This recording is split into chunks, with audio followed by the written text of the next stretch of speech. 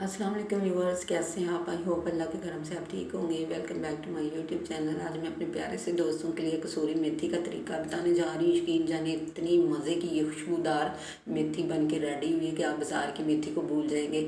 बाज़ार से जो हम मेथी लाते हैं हमारे पास श्योरिटी नहीं होती उन्होंने इसको कैसे तैयार किया है। बाज़ दफ़ा वो जड़ी बूटियों को भी अंदर पीस देते हैं या वो किस जगह पे उन्होंने ड्राई किया है, कोई सफाई है ठीक है नहीं। आप इसको घर में रेडी करें, बाज़ार से कई गुना ये ज़्यादा फ्लेवरफुल बनेगी। तो चलिए जी, टाइम वेस्ट किए बगैर चलते हैं अपनी आज की रेसिपी की तरफ। बिस्मिल्लाहिर्रहमानिर्रहीम।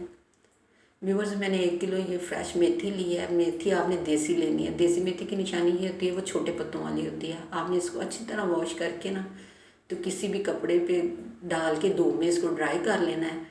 वॉश आपने अच्छी तरह करना है ताकि इसके साथ कोई डस्ट ना रहे। अगर आपके घर में धूप नहीं आती तो आप इसको पंखे के नीचे ड्राई कर लें।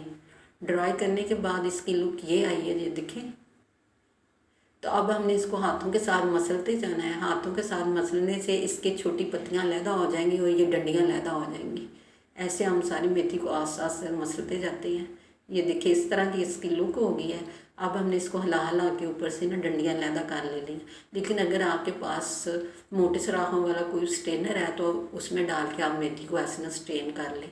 ये देखिए स्ट्रेन करने के बाद इसकी लुक देखिए बाज़ार से कई गुना ये ज़्यादा खुशबूदार है। और कलर देखिए, आप इसको किसी भी एयर टाइट शीशे की बोतल में इसको आप ऐड करें। मेरे पास ये जैम की बोतल थी। 2 साल तक भी आप इसको यूज़ करेंगे, ऐसे इसका कलर और ऐसे इसकी खुशबू रहेगी। लुक देखिए ना कितनी अमेजिंग है। आप इसको किसी भी पकवान में ऐड करें और अपने पकवान का जायका दोबाला करें। तो इसी पॉइंट पे एक फीडबैक तो बनता है ना जनाब। मेरे चैनल को सब्सक्राइब करें, लाइक करें। इसके साथ मुझे इजाज़त दें। अल्लाह हाफ़िज़।